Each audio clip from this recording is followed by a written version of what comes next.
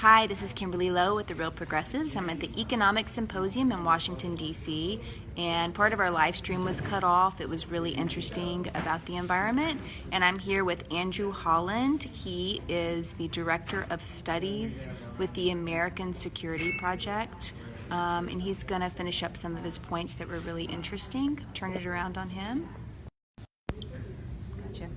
Thanks, great to be here. I guess my point is that we have to really begin to think about failure on climate change and failure to mitigate climate change and what that looks like and a world in which emissions are rising rapidly and temperatures are rising rapidly.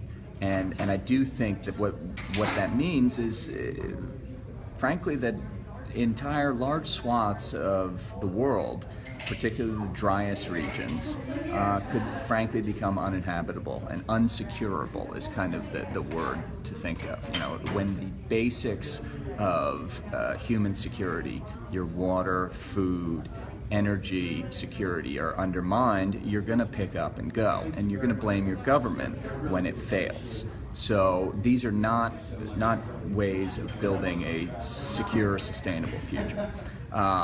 Now, traditionally in the United States, such failure, we've leaned on the United States military to secure that area, to make sure that threats don't emerge from those areas. So we have to start thinking about kind of prudent, no regrets action right now to ensure a sustainable, secure future.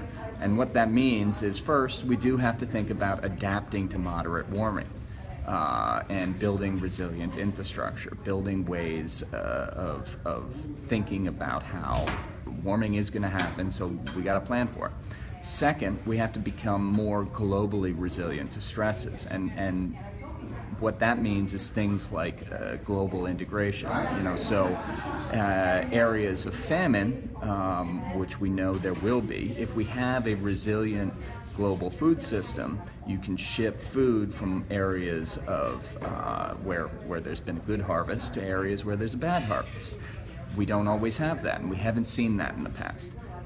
Third, and this is really important, we have to monitor the data and prepare contingency plans for tipping points. So what that means is we really have to use our scientific monitoring capabilities, satellites, global systems for watching these tipping points. So watching ice sheets in Greenland, watching methane releases in the Arctic, watching weather patterns and all this sort of stuff. So we really have to be thinking about this and monitoring it and planning for it. And then, of course, our fourth is continue to figure out ways to reduce emissions that maybe even if the political system can't do it, there are plenty of ways that you can reduce emissions, either personally or through alternative governments, state governments, local governments, that sort of stuff. Can you talk about water security? Of course.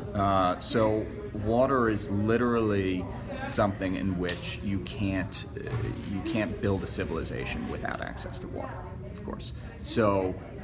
And climate change, the first thing it affects is water. So, as you know, unfortunately, the areas that are already dry under climate change, we expect to become more dry.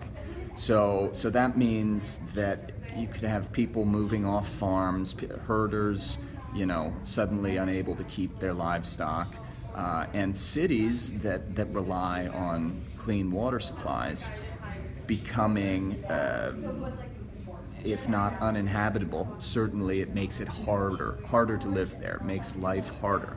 And then you have this kind of very difficult thing where water becomes a scarce commodity, and when it does, that means it's something that you can buy and sell, and especially fight over. And so when water crosses borders, you're going to have incentives for countries, for cities, upstream countries, to control water and to control access to the water. We actually have seen this in the Middle East with ISIS. as ISIS has specifically targeted dams along the Tigris and Euphrates rivers as a means of controlling the water. I mean, the government in the Middle East, really one of the first places in the world that government was established, it was established as a way of sharing water. So this is water control in that region, and I think it's going to go throughout large swaths of the world. Water control is going to be government, and if you fail in water control, your government will fail. So, ISIS controls I think it still controls Mosul Dam. It definitely still controls the dam in Fallujah.